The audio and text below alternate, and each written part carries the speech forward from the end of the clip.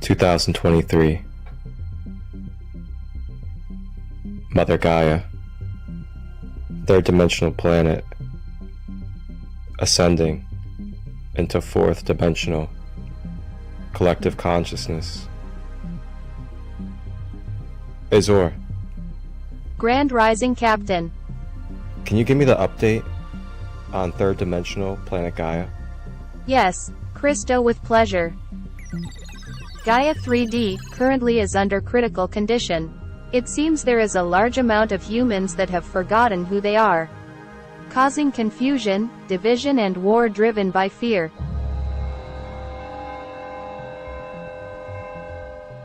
Thank you, Azure. Before we head down to Gaia, can you give me any information about the 3D world, as it's been a while since I've been there? Sure, the 3D Gaia. We will face much resistance from negative polarity beings as a dual plane. Karma and Dharma are in effect. There is free will. It will be wise to protect our energy and hold love. Alright, thank you, Azure. Sounds like we have quite the task at our hands. But that's why we're here, and that's why we've been called upon in the Galactic Federation to go down to planet Gaia, the 3D realm. Alright, Azure, let's get ourselves ready to go. Let's hit the time portal and make sure we land in the present day, Mother Gaia, third dimension.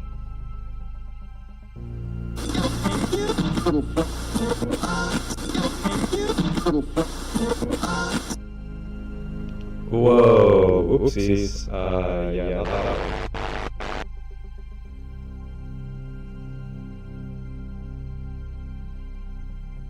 one. Okay, let's try this one. Maybe this is the portal. Oh yeah, Azure, this is a little too far in the future. I think we need to kind of go back a little bit. There we go. Perfect. Modern day Earth.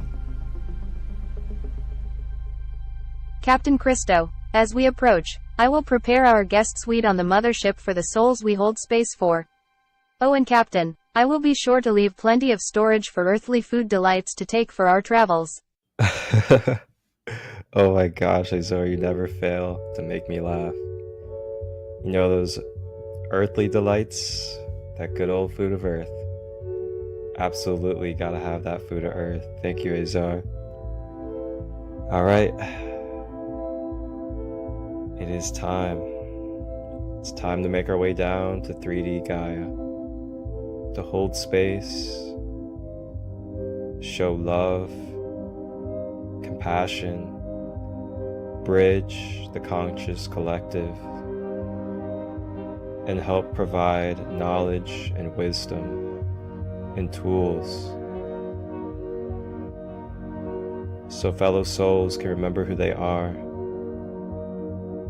live in a unified mind state with a harmonious being, with holistic, conscious practices and tools that they may access efficiently and quantumly. Welcome aboard. I am Azure. Please get cozy. Grab a tea, snacks or crystals as we prepare for a sacred light conversation. The sacred holding space is down the hall to the left. Wholeness, balanced love.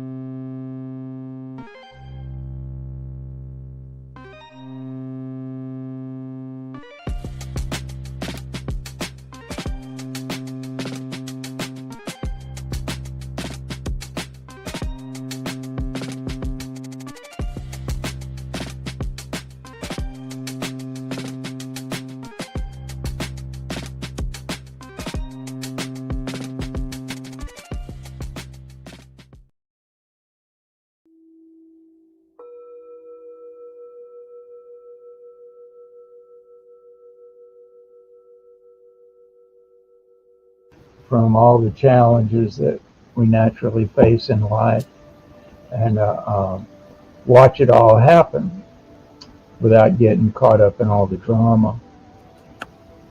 And it's interesting, the balance to that is, I think, how to be real too, at the same time. We're a human and it's happening to us, and we can stay so detached that we deny our experience and minimalize the magic, so to speak. Because we're here to have the full range of human experiences, and a lot of so-called awakened people, try to, I'm going to rise above all this and not, get in it. But sometimes we should be, I think, let ourselves experience the full range of the emotion and whatever it is that experience brings to us. It's all a beautiful part of the human experience. And if we're not careful, we'll numb ourselves to our experience by trying to be so enlightened and above it all.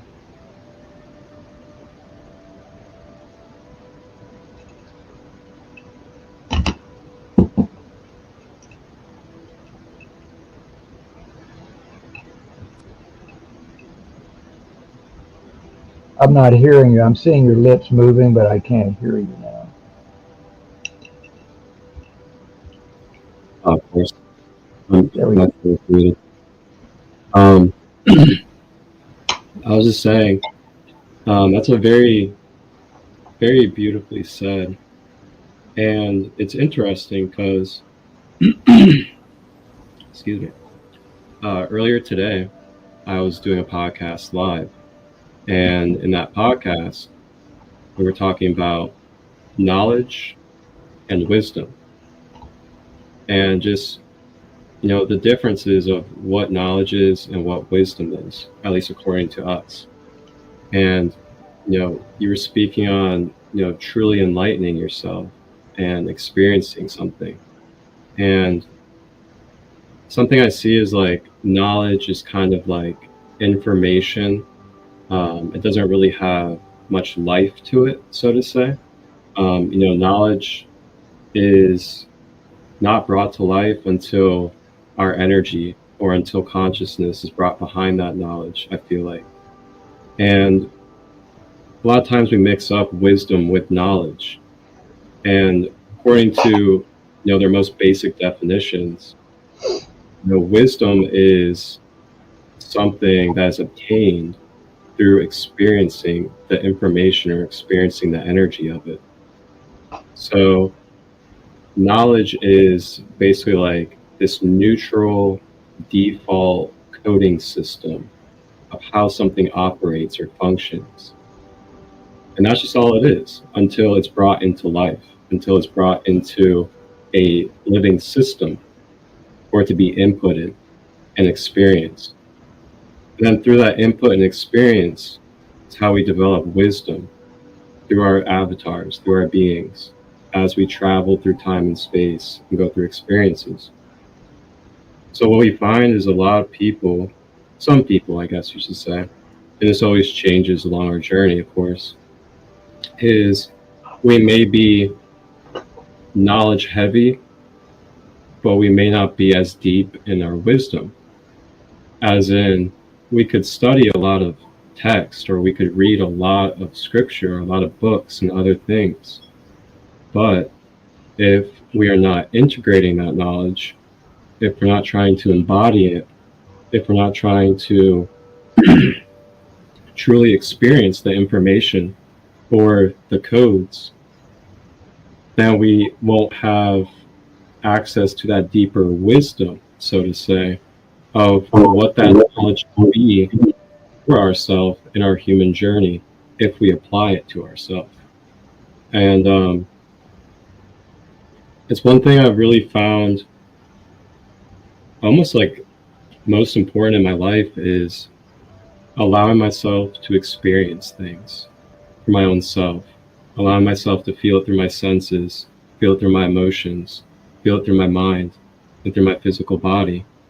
So I can gather and naturally, through my inner intuitive nature, be able to receive whatever it is that it is for me.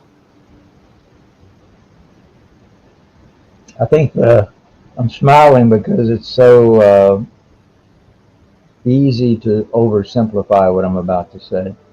But you could simplify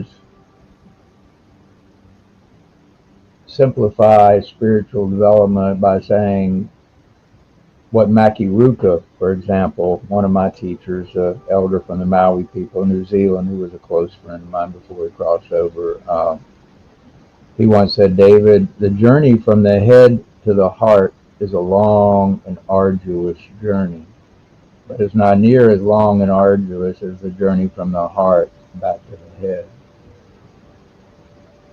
And it relates to what you're talking about, in that what I think he was saying is that, I guess you could say, the first step in spiritual development is realizing that we are a spirit in a body, not a body with a spirit, and stop saying my soul and your soul, but identify ourselves as soul that has a body rather than a body that has a soul. And anytime you hear someone refer to my soul or your soul, that suggests that they are still in that state of identifying themselves as the body that has the soul. So death is terrifying and so forth.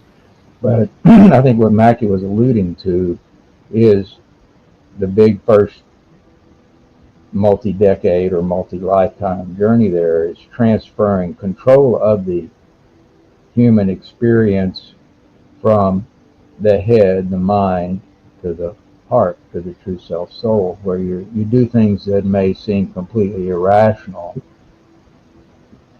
but you know it's right in your heart, and you take that leap of faith. And sometimes you misread it, or sometimes it leads to what you thought was going to be this delightful, wonderful, happy, lovey-dovey scene, and instead of just this whole new bundle of lessons that are excruciating, but something you needed to go through. And so we have to completely transition to where we understand that everything that comes to us is a blessing, and a carefully orchestrated series of micro steps to expansion, coordinated by our spirit helpers on the other side, who are finding people with complementary lessons to ours, so we fit together. So we have the mirror image of our lesson that we need, and they have this other person needs the flip side of it, has it also. And the grandmas then on the other side have a party to celebrate their success if we all play the game right. So the first big part of the journey is going from control by the mind and logic and wanting everything to be predictable and orderly and safe and have the illusion of security in the physical dimension, and then trusting in that inner guidance, no matter how counter it may seem to rationality. And that's the journey from the head to the heart, in the way I would describe it. But then I think that the journey back from the heart to the mind is bringing the mind into its proper role and getting it to fully embrace its role as an assistant to spirit rather than an opponent. To cease the struggle and embrace its role. And one thing that I've figured out along the way that really helps with that is to use the ego by saying to the mind from the heart, just think how wonderful you're going to look and how everyone's going to love you so much when you have access to total knowledge and wisdom and the interconnectedness of spirit. Just think how good you're going to look when you have all this access to the vastness of knowledge of the universe at your disposal. And people will say, oh, you're so wise, and you can take all that credit if you want, And so it was a way I discovered to help the mind relinquish control to the heart. And then the mind to embrace its role as an intercessor between the physical and spiritual dimensions. where it helps us function optimally in the physical, emotional, and mental dimensions.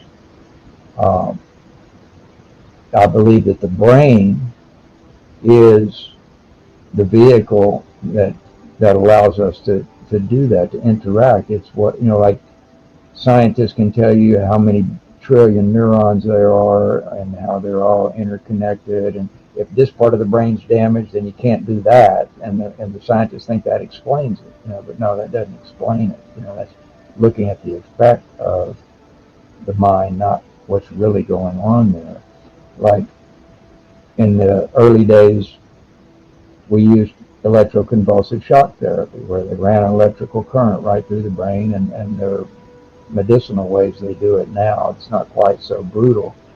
But my older half-brother had hundreds of shock treatments at Austin State Mental Hospital in the 60s. And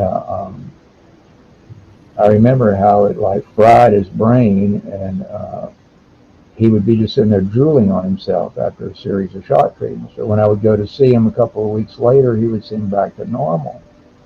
Well, how were those memories restored?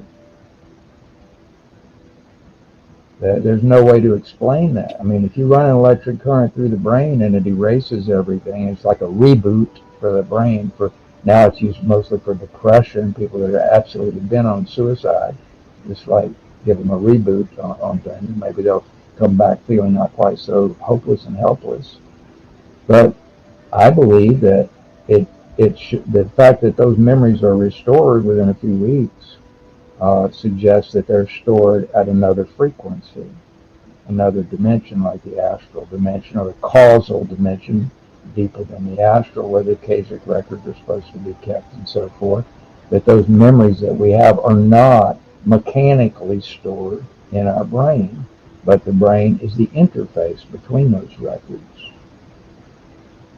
And that's what allows us to run this shell effectively in the physical dimension once the mind has fully embraced its role and the brain is clean and clear and not intoxicated. It can then fulfill its true purpose, which is to take the knowledge that's acquired and apply it with the wisdom of the heart to best serve in all the dimensions.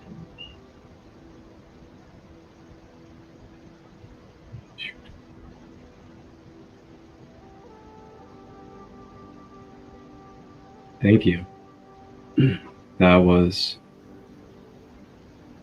so beautifully articulated, and it's very fascinating. I've had quite a few conversations about this lately, and something that I've been teaching to some others on my YouTube channel, as well as at some of these festivals and events, including actually at the last Serpent Mound event, not the summer, but the eclipse one, back in the spring at the Star Knowledge Summit. I taught the light body and the chakras in accordance to our multidimensional human being, and also did a meditation for them as well. So what's really interesting is you were talking about, spirit or energy coming through the mind and then processing through what you could say emotion, and then into the physical. This directly relates to what I want to pull up here real quick onto the screen, which is the layers of our human aura. So our human aura, if we look at this diagram right here, which is a very simple and basic diagram that you can find hundreds of on Google anytime. And what this is showing is not only the different bodies or layers of our aura, also the chakras. But here, relating to what our brother David was saying, with the mental, emotional, and physical, if we look here at this diagram, the layers, starting at layer 1, begins at the etheric body. Now, the etheric body has many names. It could be also known as the rainbow body in Buddhist teachings. It's also known as the energy body, the light body, or the metaphysical body. And just below that, you have the physical human body. So the physical human body is our most dense body, so to say, vibrationally, of our human form. And then the next layer is that etheric or light body, which is why it's called metaphysical, because it's between physical realm and pure spirit. So therefore it's metaphysical. In the metaphysical, this is also where the chakras and our energy centers reside. This energy body and the chakras act as gateways, portals, or bridges between our physical body to the rest of these bodies that are layered within this diagram. So that being said, next layer out from our energy body is the emotional body. This is where we're able to sense the dimension of emotions, is through the emotional body. And then the next layer you have from there is the mental body. So this is a physical diagram demonstrating exactly what David was just speaking on. So when we're receiving information into our aura from the outside, you begin at layer 7 instead of layer 1. So with that being said, the information quantumly on a vibration energetic level comes into our auric field, which is a continuous toroidal field based off of magnetism and current. And as we attract and magnetize the information, the codes of our experiences, it then accumulates into our field. And the more that we hold on to this stuff, it becomes density. And this density can then create imbalances and disease throughout our chakras and other parts of our being. So this information and energy, when it comes into our auric field, comes through layer 7 and then makes its way through the layers to get to our physical senses. So with that being said, it comes into the mental body, which means we mentally become aware of something conscious with our mental energy before it assimilates into our physical reality. This is why we will have dreams, we will have visions, when we consciously try to manifest, we're manifesting through the mental realm first, before the physical realm. We're formulating, getting the downloads, getting the information mentally, and then it then filters into the next layer, layer 2, which would be your emotional body. This is where you start feeling it. You start feeling those visions, start feeling those dreams. You start getting that Kundalini activation, or you get that smile, you get that spark about that download you just got. And then from there, it then trickles into your physical body. And this is where you start getting the blueprints on, okay, what steps can I start taking? What actions can I use? What material, what type of physical things do I have to start doing this?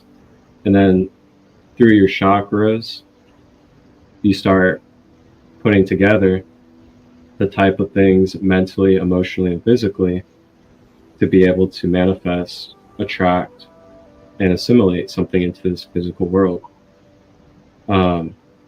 So yeah, it's really interesting. And then the chakras, not to go too deep into that, the chakras basically, depending on what their resonant frequency is at, they are a certain color. They also resonate with a musical note. as well as different planets, organs of the body, and a few other things. And with the chakras being a part of the energy body and being that bridging system for your mental and emotional and spiritual energies to be experienced through your physical body in this physical realm, when we have these chakras on balance, we're in full totality of the dimensions of our mental, emotional, and physical being in harmony, harmonizing with each other, being fluid, to where we're very etheric-like and kind of lucid within our physical body due to the amount of spirit or conscious energy that we have flowing through our being. So I just wanted to share that to give people like a visual and holistic approach to what it is that our brother David was beautifully articulating. Yeah, that's a nice diagram and a good way of thinking about it. However, I would add to it, and that I'm not being critical of it. I'm just supplementing it, saying that the balance to that type of diagram is it is very useful and it helps with a mental conceptualization of what's going on. But it is mental. It creates an illusion of understanding. Mm-hmm. It's far more complicated than that, of course. But it does for most people. That's a great new idea for them. What you just showed, that helps them gain some understanding about how things are working. But I used to think of the planes of existence as above me, and then I thought of them as around me, going out like that. And then I started thinking of it as going in, where the physical shell, certainly it has an electromagnetic field around it, as evidenced by any plasma ball. If you've ever gotten to play with the plasma ball with the lightning like in it, where you just bring your hand close to it and the light comes out, it reacts to the energy field around your body. So there's no question that we do have that. And I've heard that the electromagnetic field of the heart can extend out 10 feet from the body, so that while you're sitting there talking with someone, your hearts are having their own conversation and getting in sync with one another. So there is this field around us. But I think in some ways it helps to realize that it's a flux. It's like wah, wah, wah, wah, wah, wah, wah, wah, it's like all around us and in us, and we're passing through it, and it's not like stacked up like planes of existence this way or this way out. It's in flux, and I now think of it as, rather than beyond me, I think of all of it as in me, and the soul, the connection, our little chunk of the creator that we're here to grow, and it connects us with the meta soul, so to speak, what some people call God, or the thing giving life to all the living things that we're all a part of, is the core, rather than something out there somewhere. Again, it comes back to this shift in thinking I would like to talk about for a minute. I was brought up, as many people on spiritual paths or in the church, where I got the basic fundamental idea that my relationship with the Creator should be paramount in everything that I do. And I left the church not to get away from God like my parents first thought, but to get closer to God and to get away from the materialism and male ego stuff that dominated the church. And so this shift in thinking and awareness from I have a soul to I am a soul changes everything. And it took a couple of decades of catching myself each time I referred to my soul or your soul and changing it to you and me. And it sounds so simplistic to the beginner that, well, yeah, that's true. But for it to shift from being a logical thing to a heart understanding thing, where death no longer holds sway over you. Because when you identify as your body that has a soul, then when you die, you're going to be dead. And this thing you had called a soul, whatever the heck that is going to go on. So death is terrifying. The fear of death, some experts have agreed, is what's behind all anxiety. If you think about like panic is the fear of your imminent death, something tragic's about to happen and in your life, so you have a panic attack. All the fears and anxieties we have are at their core the fear of death. So when you come to understand, and not just mentally understand it, but know it from having had lots of experiences outside the body, aware, conscious experiences, then you no longer fear death. You don't embrace it, you don't want it to happen, but it doesn't cause you to freak out when you might face, the death of the physical shell. You see it for what it is. And it changes everything when you realize you're no longer having to catch yourself and change from my soul or your soul to you and me. And it's just now you recognize that is what you are, that you are soul. You don't have a soul. And it really freaks people out when I tell them that. Sometimes I say, by the way, you don't have a soul. I don't have a soul, and neither do you. It freaks them out. And then I tell them, if you say I have a soul, then who is the you that has the soul? You're saying it's your physical body, your mental body, your emotional body, but that's not you. At the core, we're soul. We're a part of God. We're no different than the trees and the flowers and the bugs and the birds, all the living things. We're a little dab of stardust enlivened by water and spirit. And we're here to have this full range of experiences of what it means to be a human. We didn't come here to insulate ourselves from the experience of being human, but to be fully human and to do it in a conscious, loving way, to show how you can be a human being no matter what's going on around you. You can just be a human. You don't have to be any more. That's everything. And it's fully embracing what we are that transforms us into what we can become.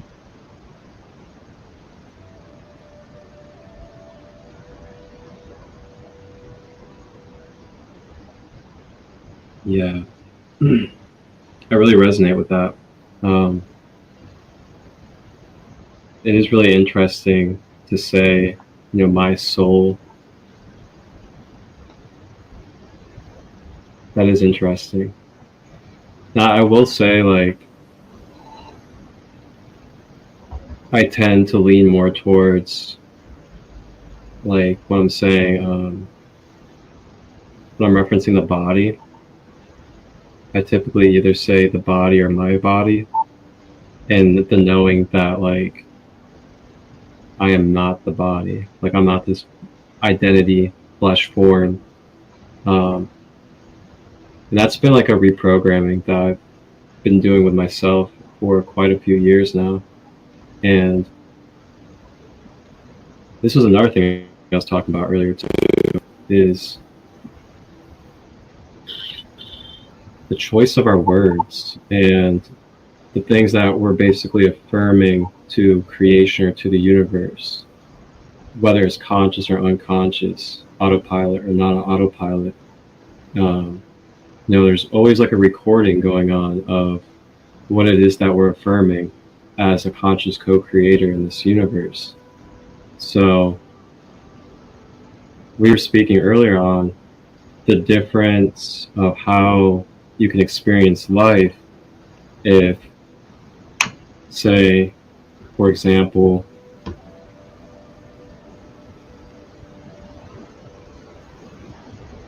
say that I go through my life and I just say that I am Marcus and I am this human body. This is all that I am. That's all there is to me. And then I will just live this life and then I'll die and that's it. So you can go that direction about your perception of your own free will, because this all comes from free will too, which is such a magical beauty in itself, the infinite expansionness of free will and how it's all temporary and everything like that. But so you can go in that type of direction, or you can go into a direction where it's like, okay, so I am this, whatever terminology you would like to use, I am this spiritual consciousness that is experiencing its own self through all forms and is aware of itself through this form as a human being. So you can also go that way with the way that you want to choose to perceive and kind of affirm with the universe what it is that you want your experience to be like. So as I started kind of like becoming more aware of that and the way that I was wording things, the way that I was reaffirming and constantly programming my own subconscious mind, I was very tedious. I don't want to say tedious, but more consciously aware, more grounded, and more patient, kind of more of the, the turtle energy when it came to what it is that I was mentally vibrating out to the universe. And it's made a very big difference, that's for sure. There's so many things I can get into, but if we choose to identify with the most dense or the most lowest vibrational version of ourselves as who we are, then we can really bound ourselves to an immense amount of suffering, as well as immense amount of karmic energy to take on, due to unconsciously or consciously, out of free will, choosing to affirm with the universe that we are wanting to experience, or that we are the embodied experience of a very limited like space, or a limited like container of expression. And it's just very deep stuff, and I really learned slowing down is a big key for me, grounding myself and making sure that when the mind starts kind of jumping and getting a little bit out of control, so to say, to be that counselor of yourself, to be able to just kind of, in different ways too, depending on what's going on. You can either have fun with your thoughts, kind of play with them, be gentle with the thoughts, kind of guide them into a different direction, or you can be maybe self-disciplined with them and very, punctual with your thoughts and direct it another direction. But with that, still doing it from a place of unconditional love, not a place of, hating yourself or feeling like you need to be regretful because of the thoughts you're having, but just having that self-discipline, so to say, just be like, hey, look, I get it, this thought's coming through and it's valid, I can see that, but there's also this perspective too. So stuff like that has been a pretty big key for me, and just being able to be efficient and self-empowered when it comes to navigating those type of thoughts that can happen. Because for me, I figure the more I can rely on myself to be able to do these things, especially for my own self, then I'll be able to help others and be able to share that wisdom with them. Yeah, and I think the thing is so easy and so simple and easy to overlook is love. That's, like you mentioned, unconditional love, and that's it. Because God is love.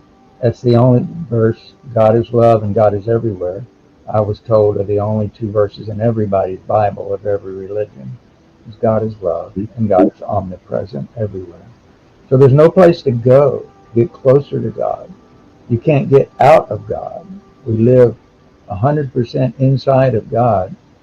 Our whole being, the whole universe, is just the physical dimension aspect of our Creator. And it's all held together with love. And so the way to the right place, I say, the place we want to be is love. And there's some ways we can connect with that I would like to talk about now, with that divine love. And for me, it's in the garden. I have a great big organic garden and fruit orchard and nut orchard and chickens and rabbits and ducks and honeybees and alternative energy system and gravity-fed water and spring water from up the mountain to the house, and just all these beautiful, beautiful creature comforts and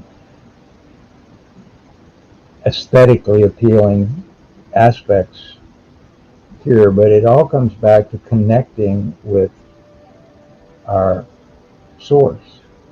And in nature, and of course in the managed nature of the garden and greenhouse, is where I usually go to connect.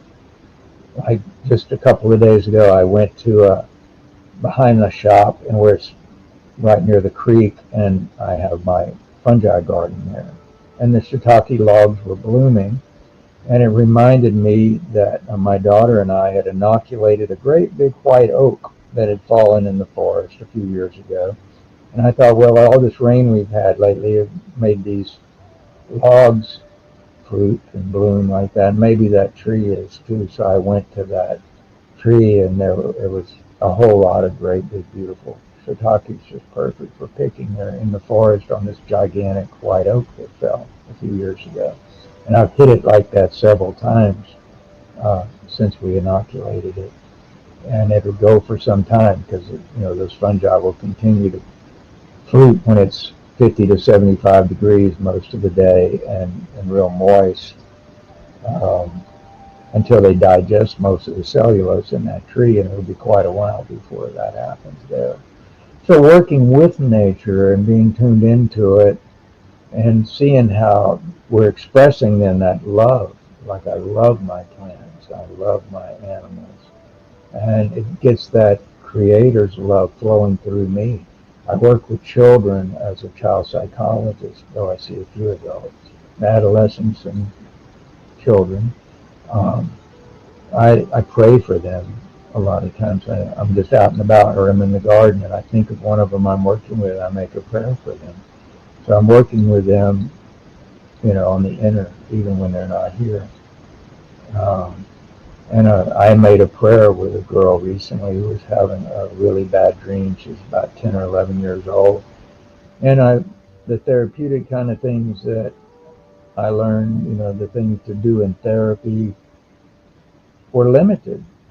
And this was a spiritual issue for her, where she was having these troubling dreams. And so I held her hands and made a prayer for her, and she was really touched by that. Next time she comes, I'm going to make a dream catcher for her and show her how you turn it on. Lots of people will buy Chinese-made dream catcher at Walmart and hang it over their bed and wonder why they still have bad dreams. There's a way to turn it on with love and prayer. And it should be made by someone who cares about you and wants you to have a peaceful dream. And it doesn't mean you don't have trouble in dreams. We work stuff out in our dreams, where spirit is our therapist in our dreams. But we can make a prayer for that dream catcher to prevent dreams that are too troubling, that are too much for our loved one to handle at that time. And that gives them the confidence then. I had a little boy one time who came to see me, and his story was his mother told me that she was married to a violent, abusive guy. And she was a very petite little lady, and she said he was a great big bodybuilder, boxer kind of guy, and was really brutal to her in front of the children, who were 3, 5, and 7 when he finally left. She finally got him to leave the house, and as he was exiting the door for the last time, he turned around and said to his wife and 3 young children, "I'm going to come back and slit all your throats in the middle of the night." And he was just mean enough to do it. So this little 7-year-old boy, being the new man of the house, felt like it was his responsibility to protect his mother and sisters. So when the mother came to me for the background interview, she told me that he had not slept for more than 10 minutes since then, and that had been 2 years ago. And So when he came in to see me, he had dark circle bags under his eyes and was sleep deprived for 2 years. And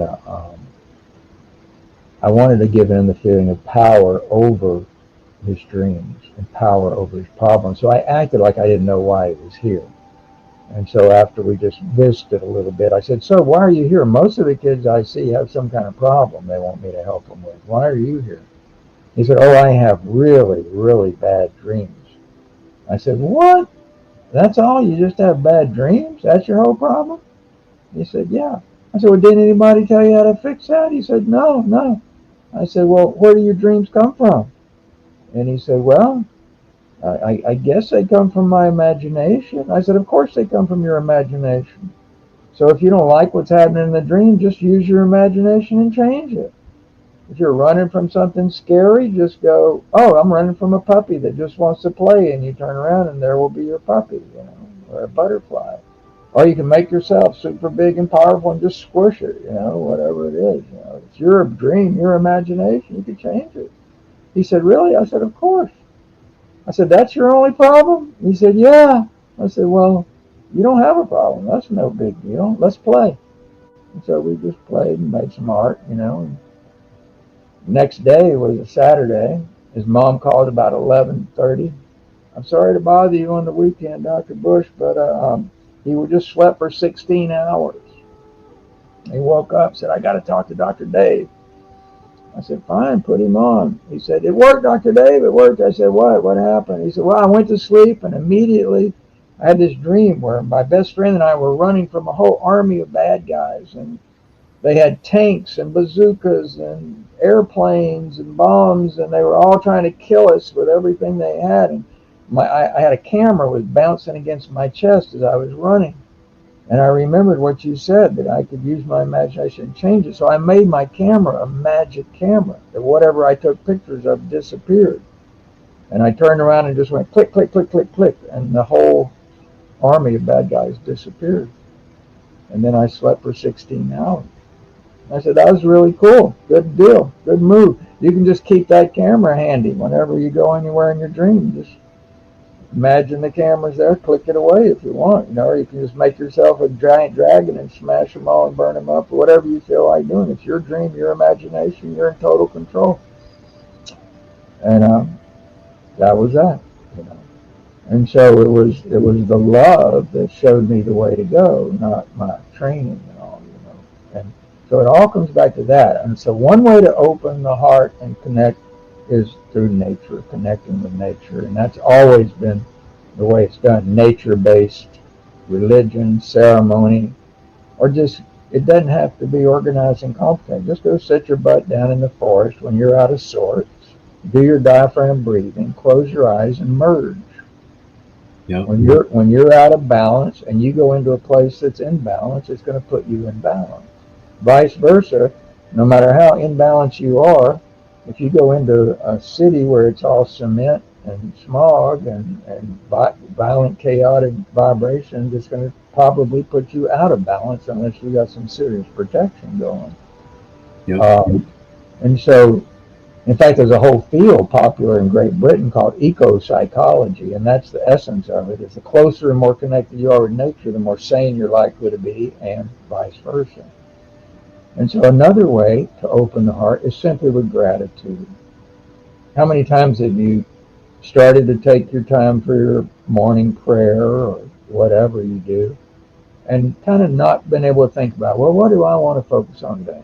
Just say thank you over and over and over again. Just send out waves of gratitude. You can think of the things you're thankful for, or just say thank you, even if you're not feeling gratitude. Just say thank you over and over again. Those words hold the vibration of what they mean. And you can be thankful for literally everything that happens. Like I've had two different chiropractors, a medical doctor and a chiropractor, x-ray my back 30 years apart. And they both said the same exact sentence, word for word, when they saw the x-ray, and that was, how can you even walk with that back? And I realized that my messed up back is a huge blessing because it forces me to stay in good shape. The muscles are the only thing holding it together. If I get too weak, I will probably be in a wheelchair. But if I keep my back strong by roaming off trail in these mountains and working in the garden a lot and keeping my belly pretty flat, if I get just a little belly, it changes the curve and pinches a nerve.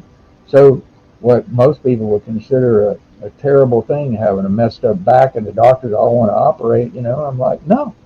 As long as I keep my belly flat and I stay strong, it don't hurt a bit. That's a blessing, see? So it's like that in terms of our physiology as well as our sociology and our interaction with others. When things happen and we have friction with others, there's so many different ways to look at it and learn from it. And that's what we're here to do. And how many times have you beat yourself up for, I thought I'd learned this lesson, I'm going through the same thing again, right? We've all done that, right?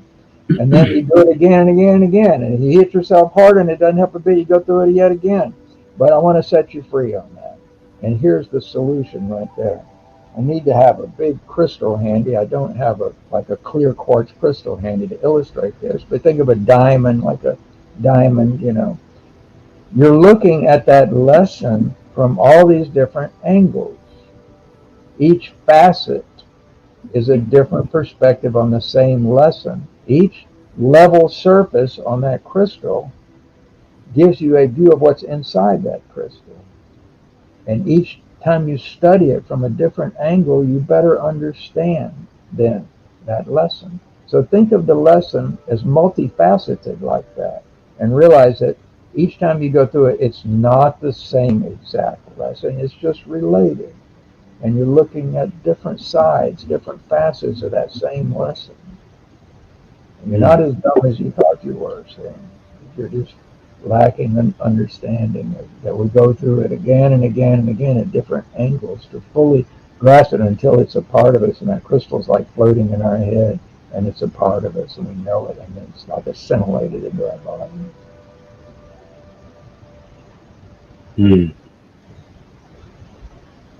Thank you for all that. My pleasure. Thank you for giving me this opportunity to share, and for anybody who's looking at this. Thank you so much for this opportunity to share with you. Thank you. That's right. Thank you to each and every one of you out there that will watch this. And thank you for each and every one of you just being yourselves, sharing this sacred space that we all get to exist in together. And just know that even if you're not aware or you don't know what gift you have or what it is that you're providing to this world, just know that if you did not exist right now, there wouldn't be some type of divine essence that chose to experience through, as whatever you'd like to say, with you. And just sit with that for a moment, if you wish to. So David, I see that you taught college for 13 years, and you also have your master's and doctor's degree in psychology.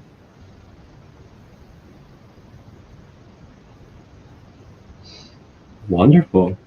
What I'm really into psychology myself as well. What really intrigued you and drew you to psychology? When I was born, I chose a family to be born into to prepare me for a lifetime devoted to helping children and young people. And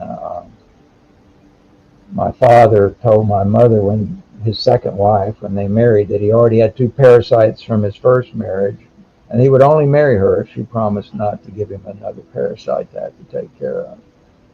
And he proceeded to have unprotected sex with her every day, several times, until she got pregnant with me, and then he took it out on me and her. When I was about 50, I asked her, I said, my earliest memory, and I don't know if it's a memory or fantasy, but I keep having this idea of breastfeeding on you. And I'm trying to figure out why this man is looking at me with such jealousy and hatred. She said, yeah, that's a memory. That was what it was like. That's the way he looked at you when you were breastfeeding. So I came into a family where I was hated, not from birth, but from conception. And I realized by the time I was about 48 that the resentment I carried all those years towards my father was ridiculous, because I chose that family to come into specifically to prepare me for a lifetime of helping children and to be a good husband and father. And I'm not perfect by any means, but I am quite different than my father was. And I determined to be the opposite of him and be respectful to my wife and children. You can learn the right way to do things by having a great role model or a terrible role model to be the opposite from, you know. And you still have their DNA, and you have all that role model learning from observation. That's a deep part of you. It's very, very hard to be significantly different than your same-sex parent. It takes a tremendous amount of effort if you want to be different than them significantly. But I was 7 when my father said, you can't go over and see Mr. Ritchie anymore across the road over there. Like most abusers, he was over-controlling and afraid I was going to tell Mr. Ritchie about how severe his beatings were, spankings were, and how often they occurred. And it wasn't until I could no longer go be with Mr. Ritchie that I realized how much it meant to me to go be able to hang out with a sweet old man who helped me with my school assignments and school projects and stuff that my father wasn't interested in. And all of a sudden I couldn't go over there. And I remember then telling my mom, when I grow up, I'm going to be somebody kids can talk to, when I was 7, before I knew there was such a profession. And so I'm probably about the only psychologist at 70 years old and still working pretty much full time, face to face with children. I don't have like the way you make the big bucks as a psychologist. You can have a bunch of people working for you, actually doing your work, and you charge your full hourly rate while you pay them a third of it. And that's how you make the big bucks, which I don't do. You know, it's just me, old school, just one person at a time coming in to see me. And it's almost all medicated here in the Southern Appalachians, rural setting. So I make about 1/3 what the average psychologist makes, or 1/4. But I can't feel good about supervising people doing what I'm inspired to do. I have the vision of doing it myself, so I do it all myself, and with just one person at a time. And I understand now why I chose that family to go into, and completely have no resentment at all towards my father for being the way he was. I got to see him cross over, and I saw him going into the light, totally transformed. And I realized, wow, if my father gets to go into the light, everybody goes into the light. Wow.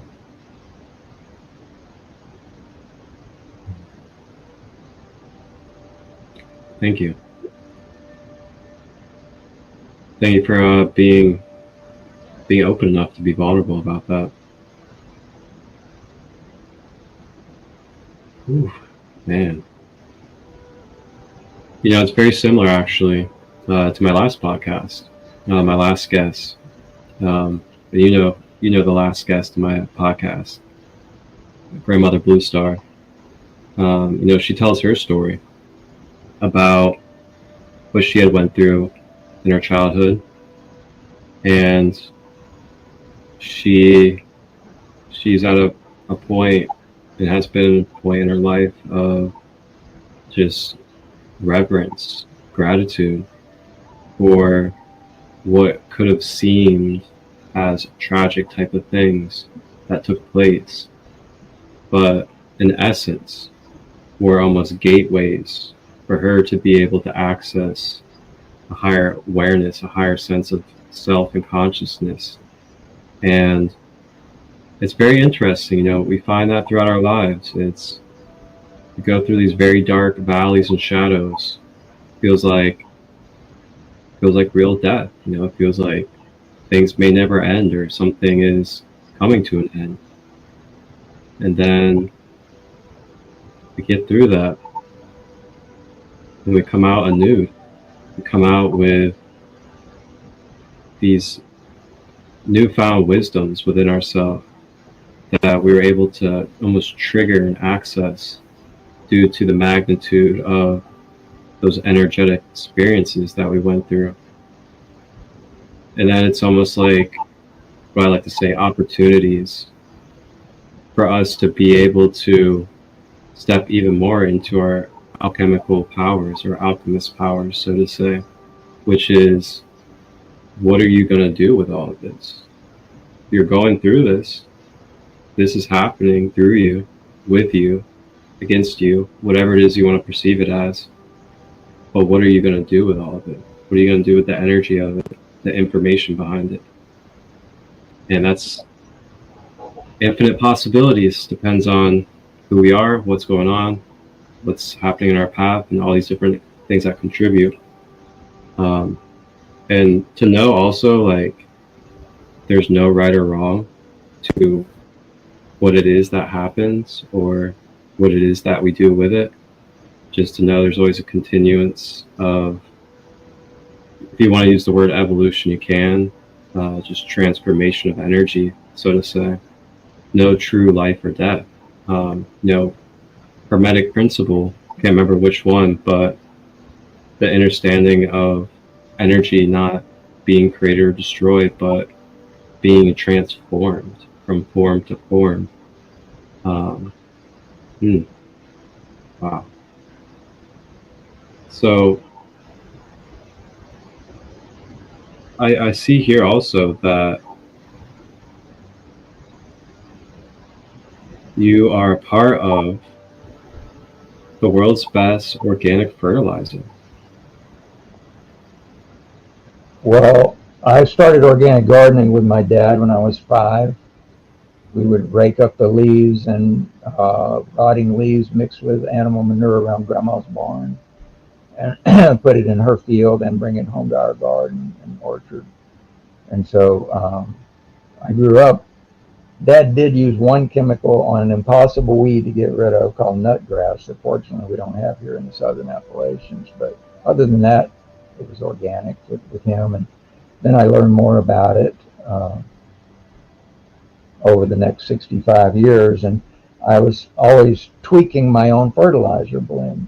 And about 7 or 8 years ago, a friend said, "Hey, how come your garden always looks so awesome and everything's so pretty and big and productive?" And all. I said, "Well, it's probably my fertilizer, And he said, "Well, how about selling me some of that? Let me have some." I said, "Okay, I'll show you some. I'll give you some, whatever."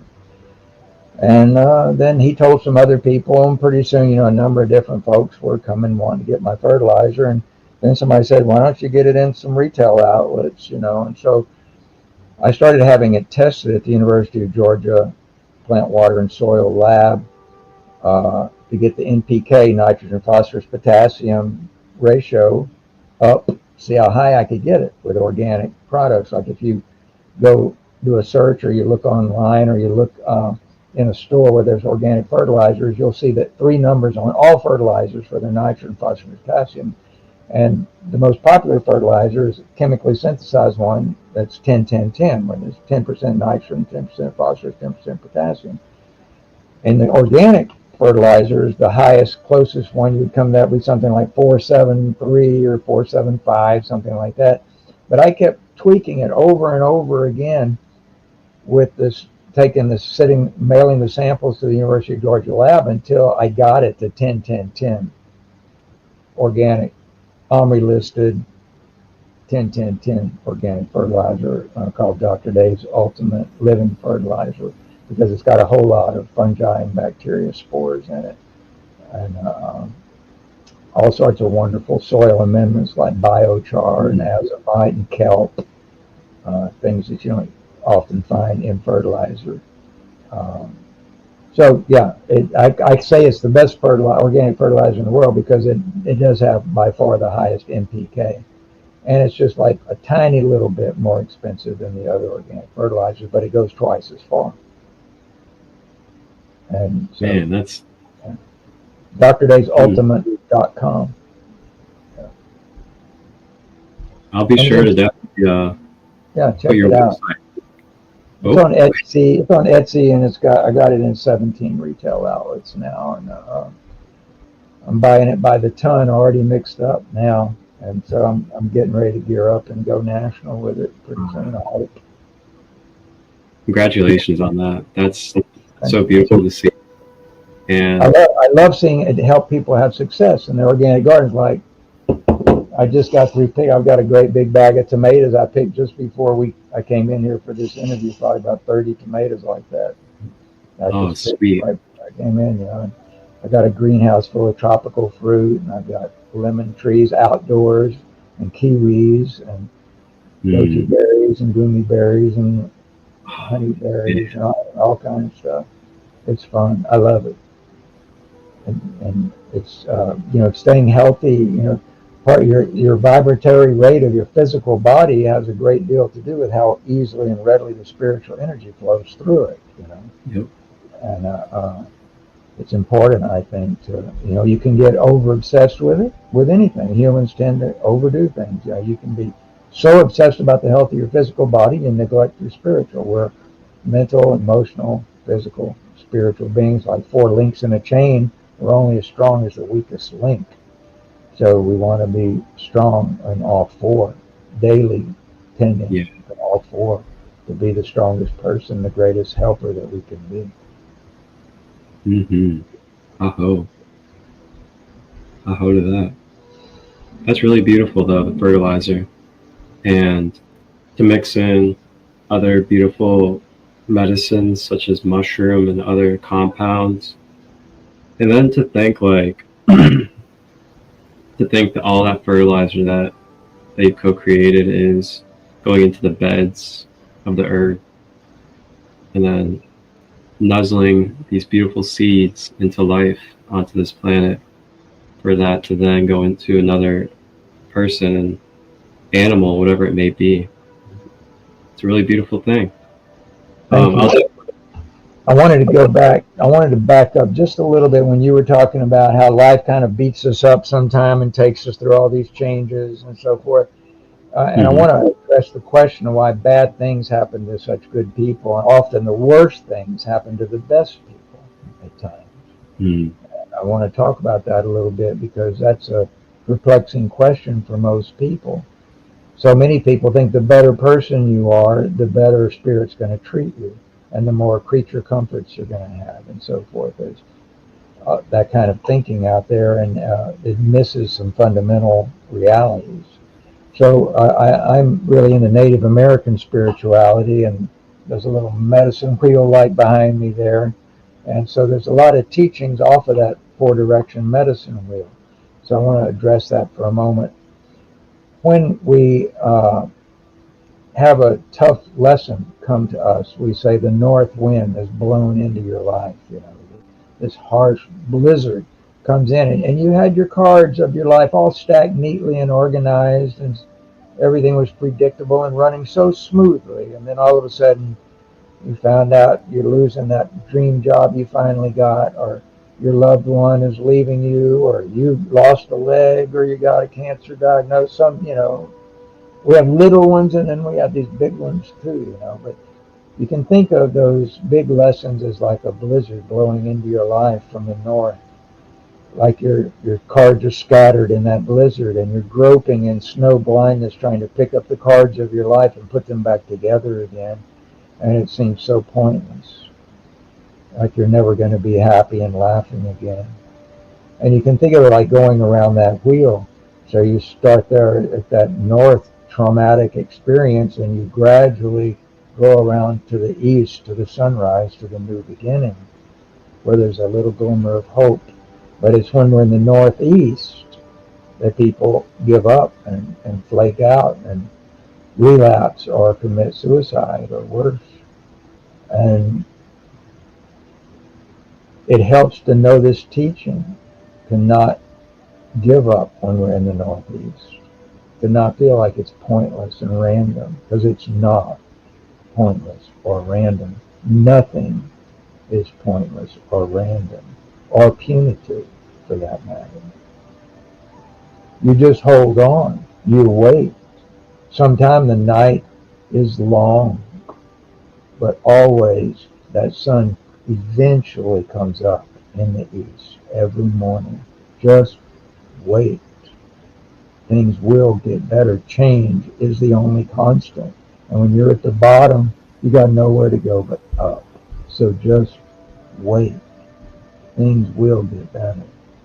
Watch the sunrise when you're in the Northeast, waiting for your new beginning. Dream the best new beginning you can imagine. Think about it. Dream about it. Study your dreams. Write your dreams first thing every morning. Be open to the many blessings and the reality that it's all orchestrated for your benefit. Gradually, that new beginning comes up. The sun rises in the east. You meet that new person. You get that new job interview. Whatever. You get that glimmer of hope in that little crack, that one ray of sunlight coming over the horizon. And then finally you come around to the south. In the north is the disintegration. In the south is the reintegration. So you start enjoying being around people again when you finally get around to the south. You can laugh again, a belly laugh even, and enjoy socializing and just having fun again and not feel guilty or upset and feel like you got to carry around that burden and tell everybody about your lesson that you're on, your journey. And so you start feeling better. You got most of your cards stacked back together. Your life's kind of taking shape pretty well now in the south. And gradually you come around to the west. Just as in the east, you had that new beginning come to you in the sunrise. In the west, you let go of anything residual hanging on from that time around the wheel. There was a woman came to see me who couldn't let go of her anger towards the physician who murdered her mother in surgery, according to her. That this doctor messed up operating on her mother and killed her. And she just stayed furious at this doctor. It kept her from dealing with the grief of her mother's death. And when she got around to the west, as I was telling her this teaching, she realized that she was hanging on to that bitterness and resentment, and that doctor was just another fellow who went to work that day and made a bad choice. For an auto mechanic who makes a bad choice, they have to redo the repair, no big deal. But for a medical doctor or surgeon, a life might be lost because of having a bad day. That's just the way life works. And so she was able to let go of that then in the west, to then give it to the sunset.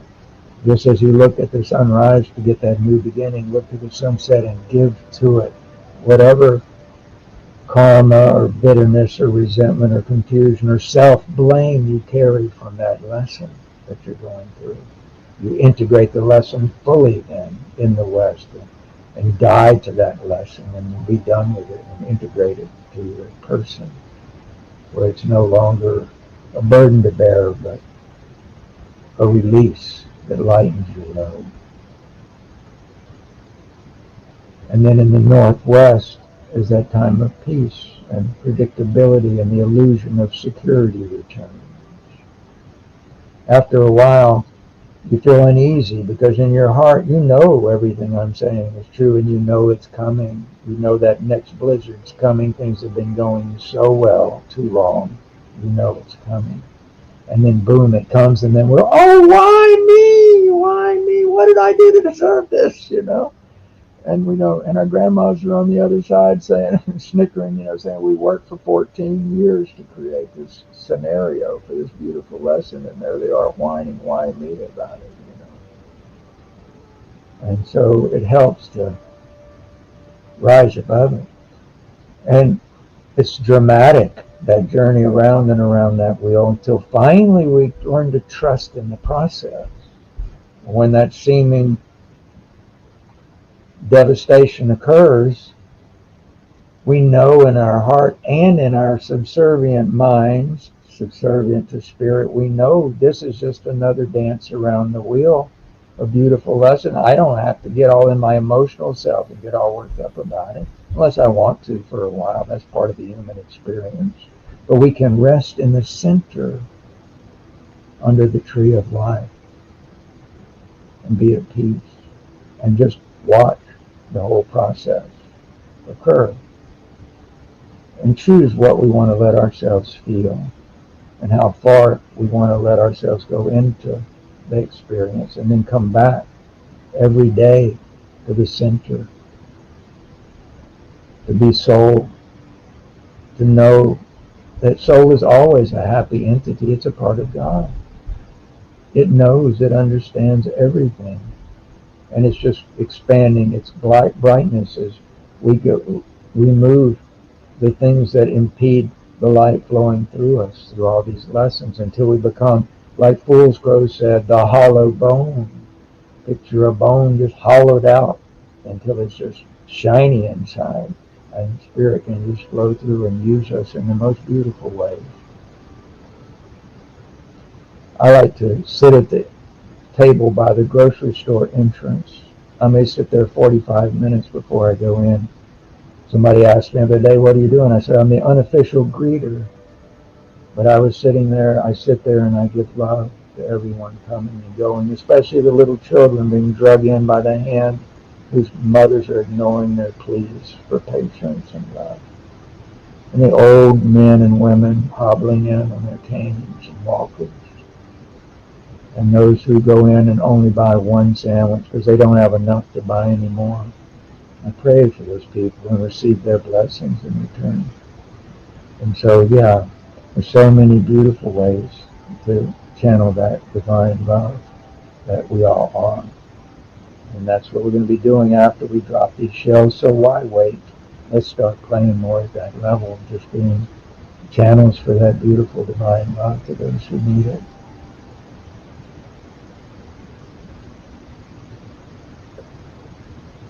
I love that.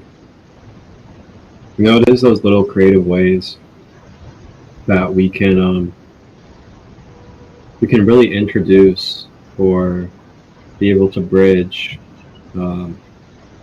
spiritual energy or just consciousness to people in our everyday world. Examples like what you were saying, just, sitting out by the door at this grocery store and just giving Reiki energy or giving prayer, affirmation to people. There's so many,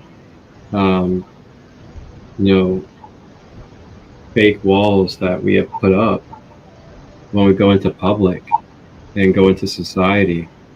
And not to point people out, but even within our spiritual communities, some of us have put up these walls of not being of some type of resonance with those that are in the mass population and are not exactly, quote unquote, according to whatever standard that person may be projecting, is not exactly awake or spiritual.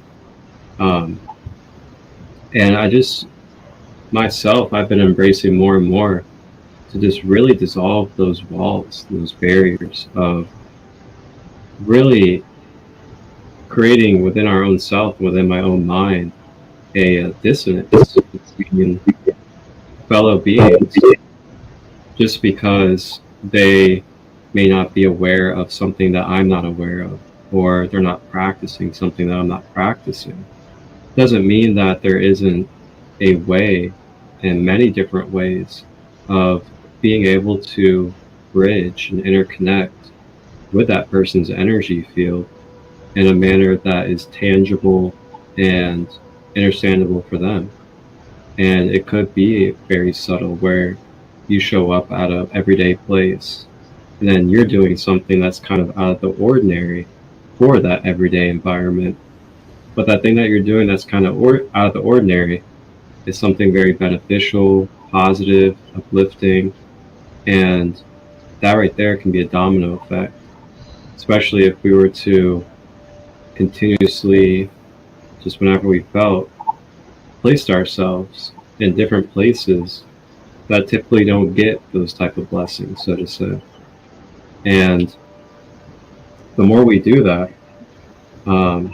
and from what I've found, especially recently with going to 2 festivals in the last 2 weeks in different states that have been first-time festivals, that also have a lot of people that are kind of newer, so to say, on their self-awareness and spiritual journey. I see how there is tremendous value in not continuing, and this is just for me at least, not continuing to place myself in, my main community all the time, or in the places where everybody really knows me a lot, but to spread that wealth, so to say. And this kind of goes back to, like, you think of the apostles, the disciples, and many other figures. They don't just stay all together in one spot forever. They spread out the teachings. They go to different points in the world. They go to different areas that are quote unquote, what you'd say is like spiritually poor. They don't have tremendous access. They don't have that guidance through other figures of sharing the wisdom, sharing the knowledge of self, and that they have a living Christ consciousness, Buddha consciousness, living spirit that is flowing inside of them as well. And it's been very touching. I've definitely done a lot of crying in the last couple of weeks just by seeing the beautiful connections and the self-awareness that people have been able to obtain just by me being a medium and being a channel for meditation or teachings that were able to really change these souls in their trajectory of the way they perceive their whole life and the way that they see their self. It's one of the hazards that the ego can sneak up on you and make a fool of you in this kind of work we're talking about is we start thinking we're so spiritual, we're above all these others, and that sort of thing, especially brought up in this culture where we're obsessed with competition and so forth. One of the solutions to that I've come up with is imagine a continuum of consciousness. It's a mile-long continuum. On one end of it is a single electron. On the other end of it is God consciousness. And every little gradation along the way, on that continuum. The range of human consciousness on Earth is about a quarter inch on that mile-long continuum. So none of us are that far ahead or behind when you consider the range of human consciousness on Earth compared to the whole continuum of consciousness. We're not that different, the highest to the lowest. And the big footnote is you can go from being the human on Earth at the highest state of consciousness of any human on Earth to the lowest state of consciousness of any human on Earth, and as long as it takes to change thoughts. It's not like you attain it and then you've got it. It's a moment by moment thing. And you can go from the highest consciousness to the lowest, and as long as it takes to change thoughts. And that ego will lure you into thinking how spiritually evolved you are and all, and then you'll bust your tail, and get humbled. I had a sweet old Native American grandma tell me one time, she said, David, eventually everyone learns respect. Some learn it the easy way through gratitude and humility, but most have to learn it the hard way. But eventually everyone learns respect. And so that's what it comes to: gratitude, humility, respect, and love. And just relaxing, Sometimes we work too hard at our growth and development and become kind of obsessed with working at it. I got to work hard. Like you alluded to a while ago, we literally have forever. You know?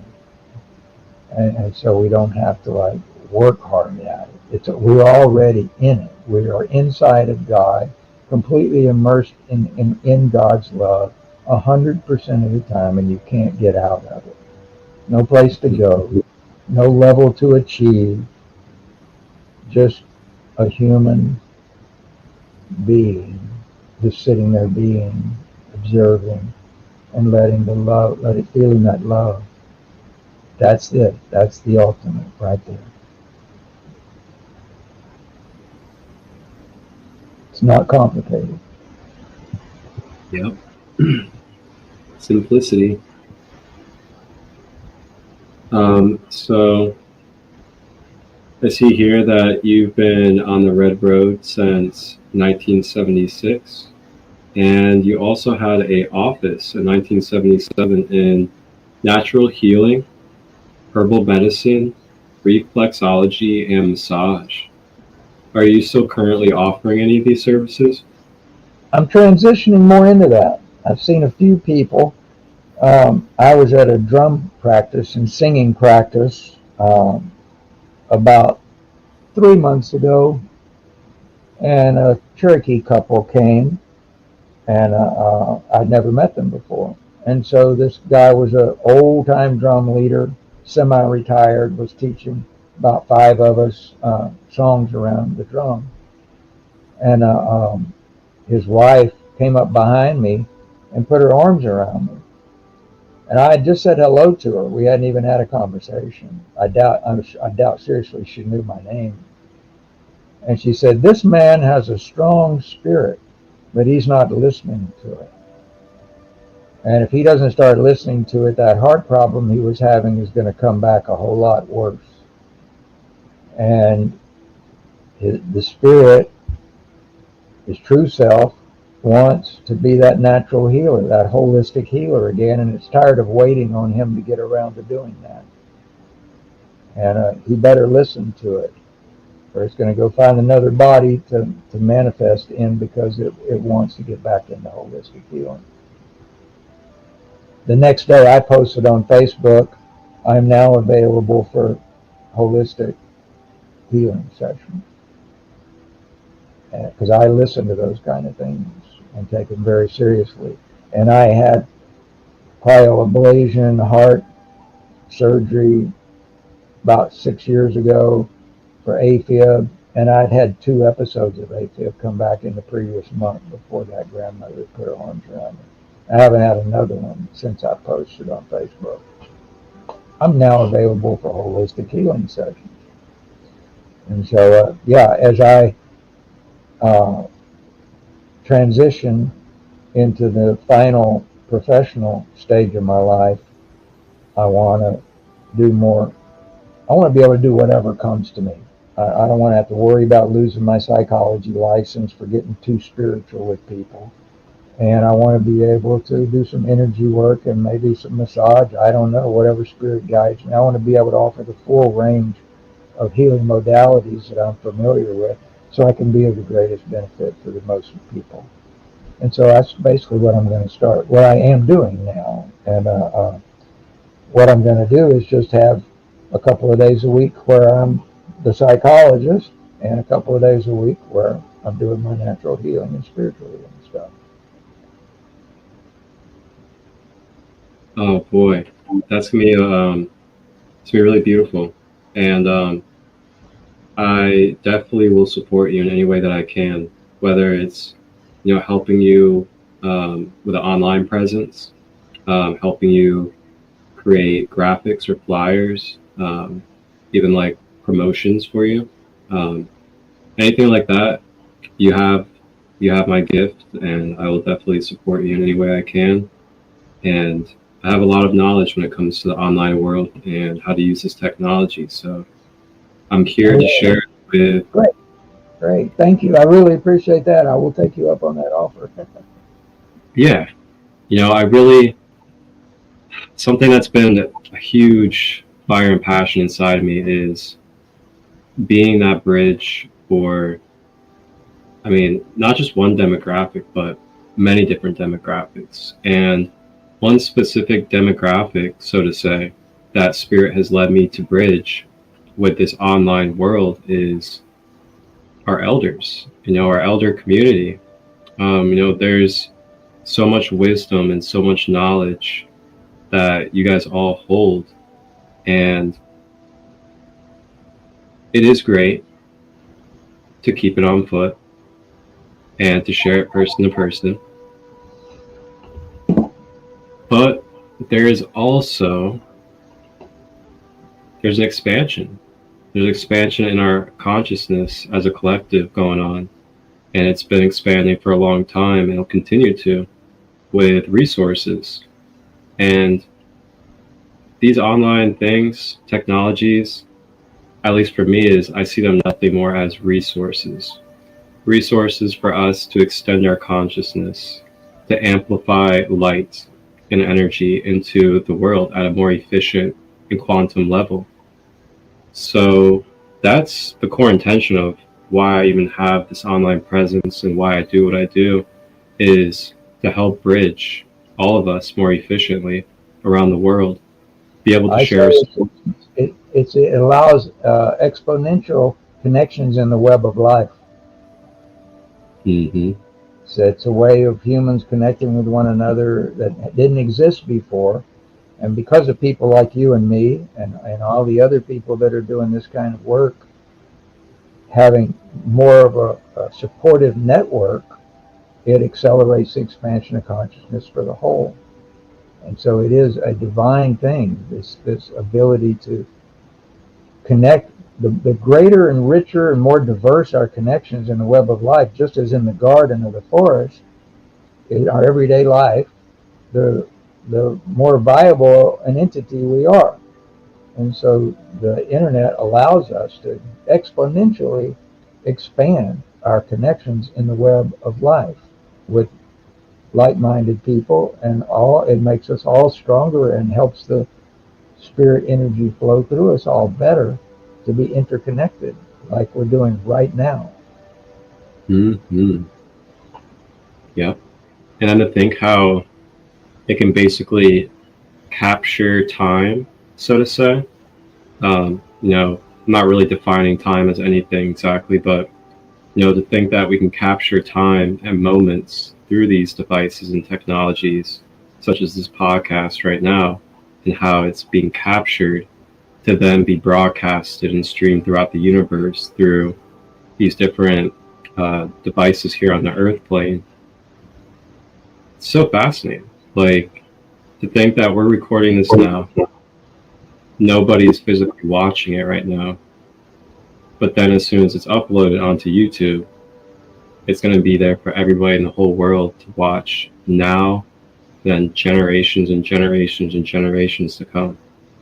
It illustrates the point, that all there is the now. That's all there is. When someone is watching this, you and I will be doing something else, and so they'll be time traveling, see? And they will be in their now, experiencing our now as we are right now in this moment. They'll be experiencing in that moment that will be the same now that we're in right now as they're watching it. And so it illustrates, we're able to play with time like that, is what you're talking about. We can do time travel with the internet. Yep. And that's been a funny self-awakening after self-awakening experience for me, being a editor and producer of my own content and everything.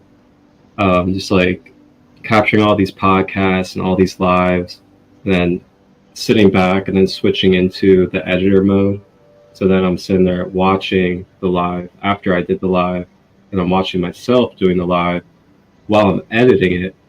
And then I'm like manipulating that time present frame into the editing and all that stuff.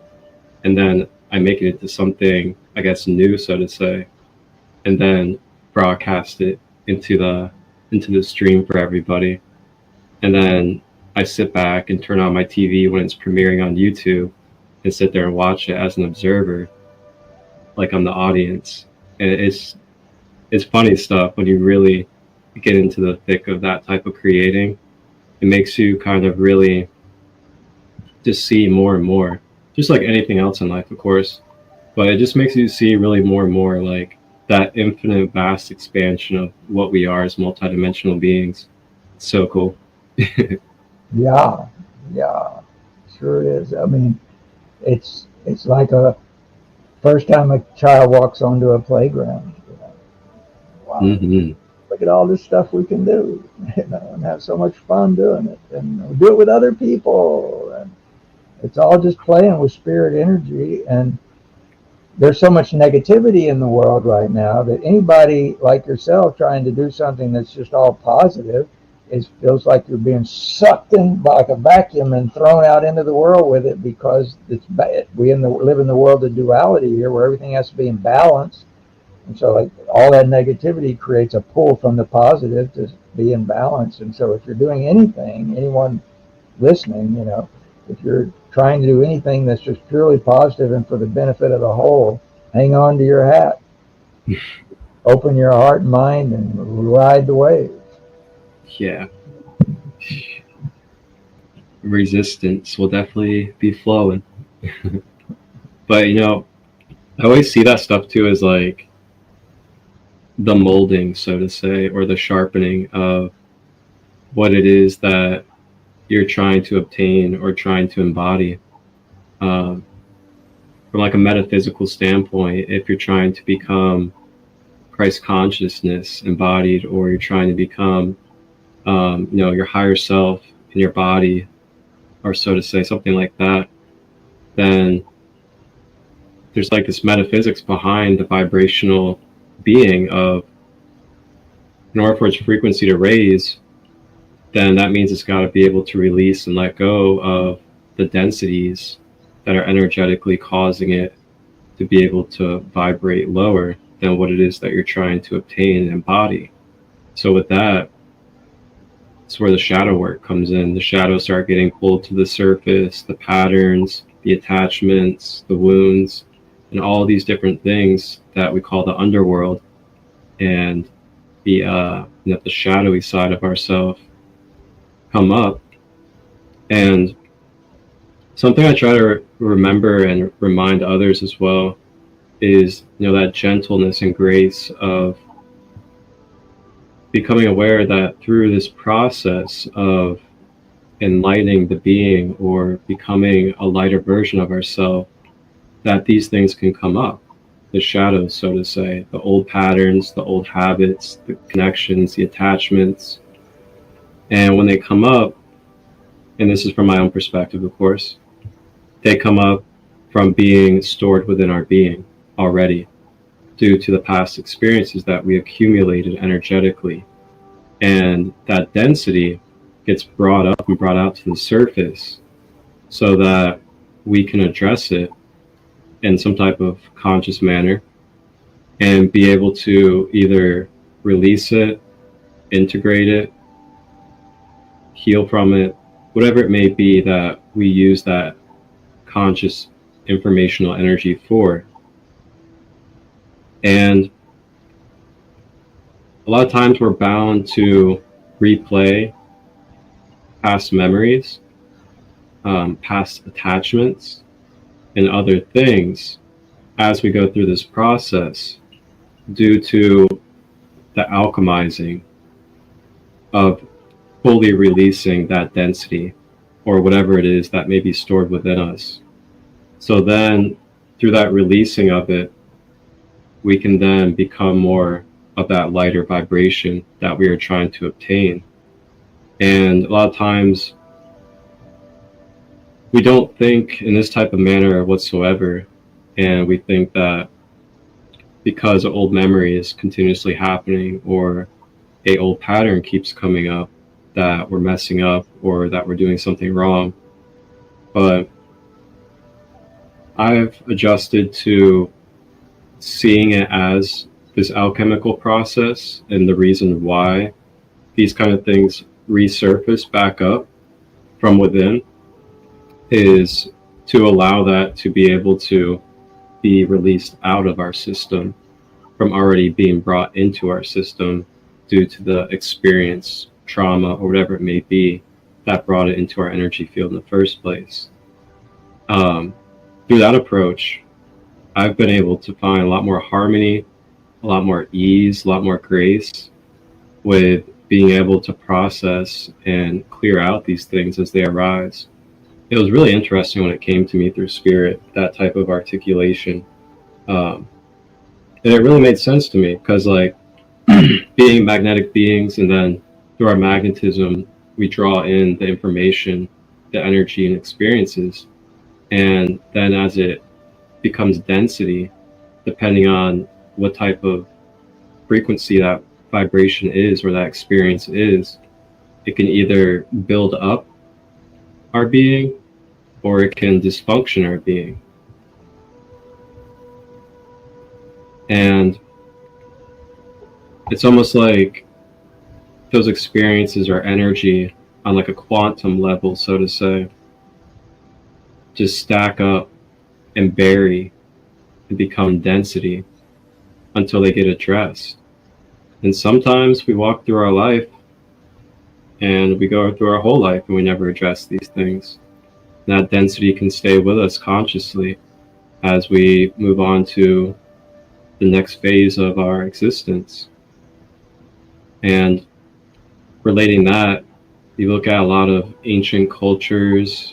I know a lot of the Western Asian cultures, they talk about, softening the body and having a very soft and open body when you're transitioning onto your next life phase, due to that softness allowing the spirit and allowing the energy of who you are as this individual is able to be freed and not have any karmic connection to this earth realm.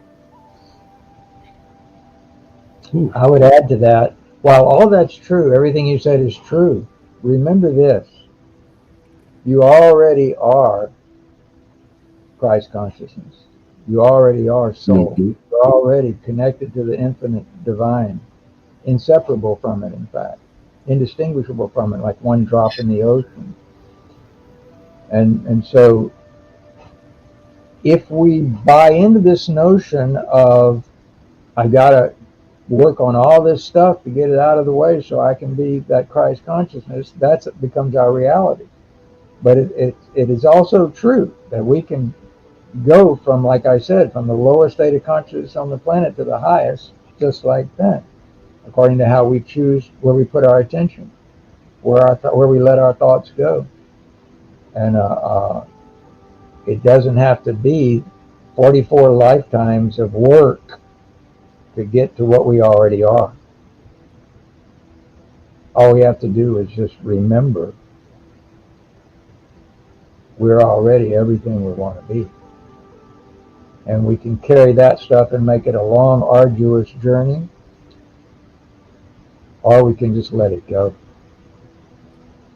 the easy way, by embracing gratitude, humility, respect, and love.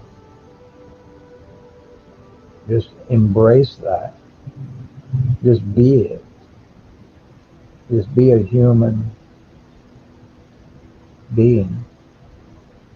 Just be where you are, fully conscious and centered in your heart, in the heart, you, not your heart, you, not your spirit, you, centered in what you are. Like everybody says, be yourself. They don't realize what they're saying. When someone says, be yourself, yeah, exactly. Be yourself. Yourself is soul. You are soul. That point of awareness, the little speck of light, it zings around and goes wherever it wants to go. With an instantaneous relocation at any place in the universe, in any dimension, as fast as thought. That's what we are. That point of consciousness, that's a part of the whole. They can be anything and anywhere at any time it wants. It's completely free. We don't have to spend centuries working through all that stuff that we think we need to work through. That can hold us back, and that belief can become the block to getting where we want to be, because we're already there. Yeah. And It's about being in the present moment. There's a whole school of thought in psychology called Gestalt therapy. Be Here Now is the name of one of the books. I was blessed to have my first year of graduate school in 1976 a teacher that was trained in Gestalt at SLC and brought it to Texas and taught it to us. And Gestalt therapy, Gestalt dream work is a beautiful way of working with your dreams. And it's all here now. It's about being in the present moment. So just whenever you find yourself caught up in your thoughts or worries or anything, just try to be here now. Look around the room. Just say, oh, there's a window. There's a tree outside that window. I can see that green tree. And you can even take it to the point where you're not even identifying what it is. I can see something green out there with these woody-looking stems with these soft, flat green things on them. And I see there's light coming from some electrical source right there. It's like I can see there's some red right here, blue right here. I see that wavelength right there, where you just try and tune in to the present moment, your sensory experience of just being in this moment by just looking around you and identifying what you actually see, hear, taste, and feel. That's what's so magical about romance, is when we're connecting with that other person and we change the frequency. We touch each other in a lighter manner than we normally touch people, and our movement across the surface of the skin is slower than usual. And we shift to another frequency together. It brings us into the present moment. And that's the magic of that moment of making love. What is love? God is love. When we're making love, we're making God. We're creating a flow of love into this dimension of selfless giving and receiving, being in the present moment with another entity. That's the magic. It's the present moment of just being together. Mm-hmm. Absolutely.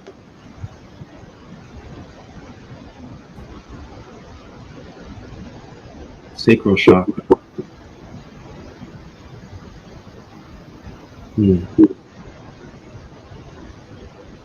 Yeah. Emotions are such a power for our senses. And I just want to give love and just give prayer to those that have either suppressed, rejected, or have felt not worthy of feeling their emotions or being able to express their emotions. And for anybody out there that's hearing this, I just want you to know that there are safe places and there are support systems out there, including myself and many others, that can hold space for you and allow you to be able to feel your emotions, to process them, to feel like you are valid and worthy of feeling the connection of the spiritual energy in life. And yeah, just wanted to send that out to everybody.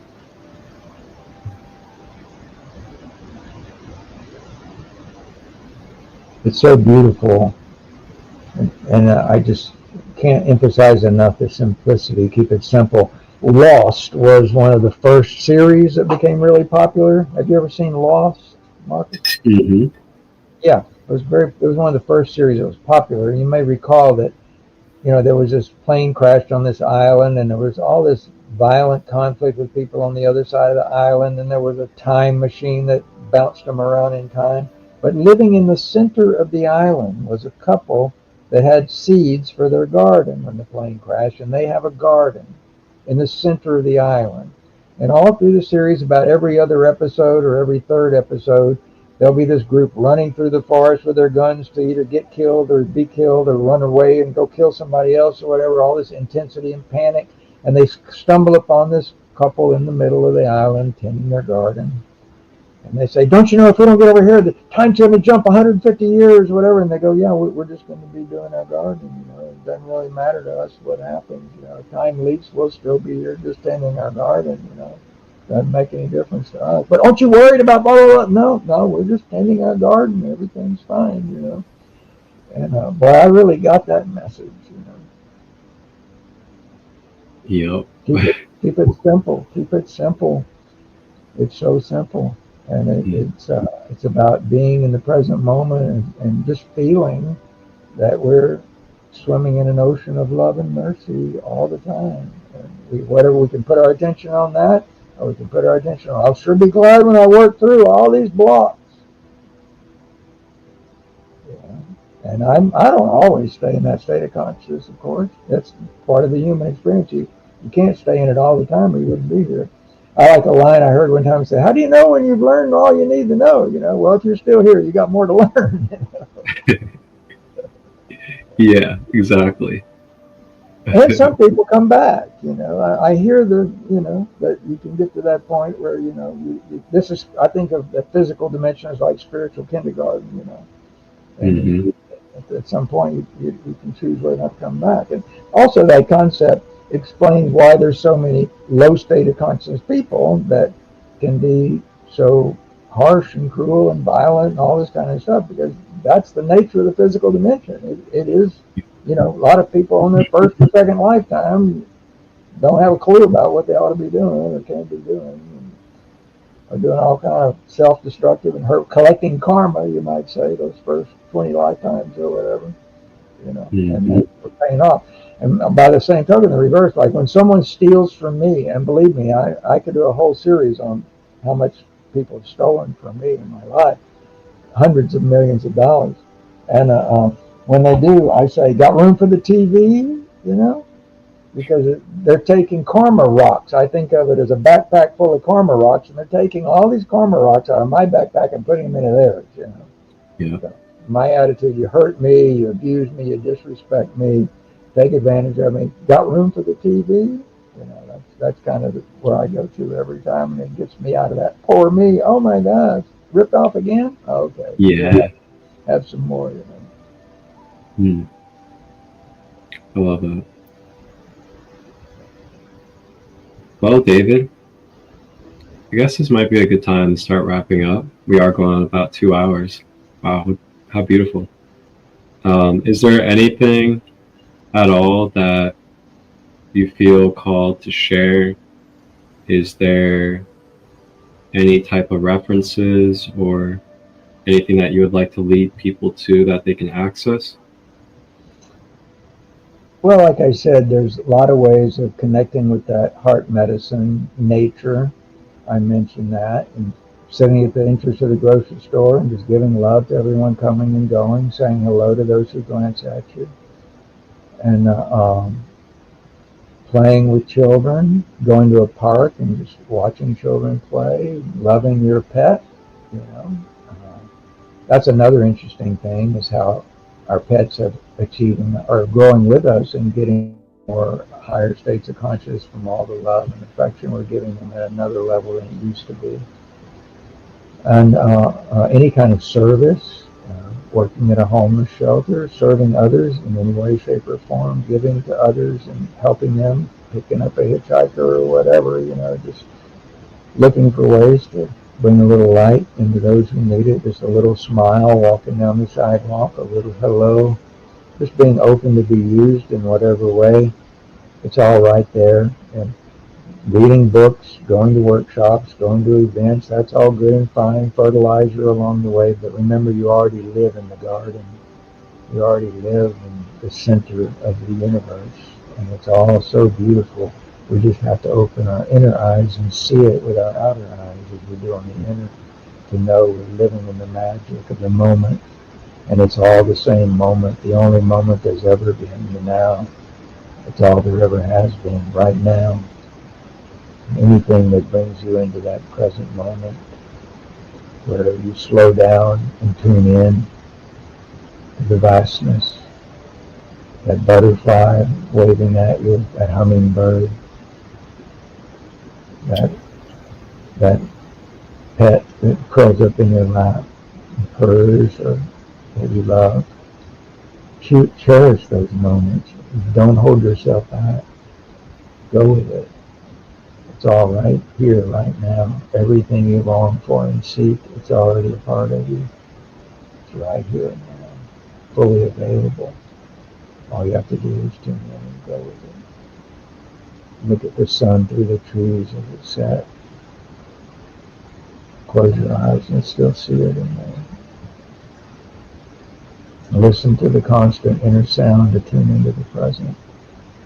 And learn to look at those inner lights.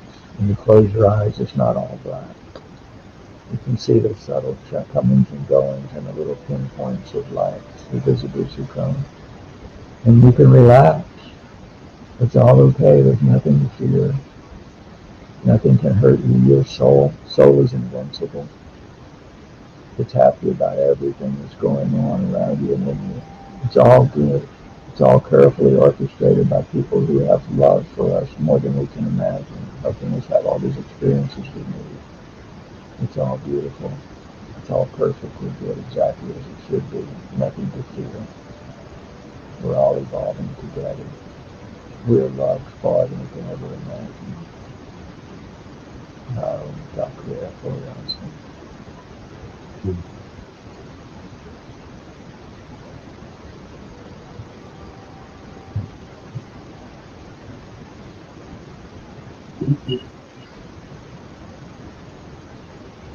With all that being said,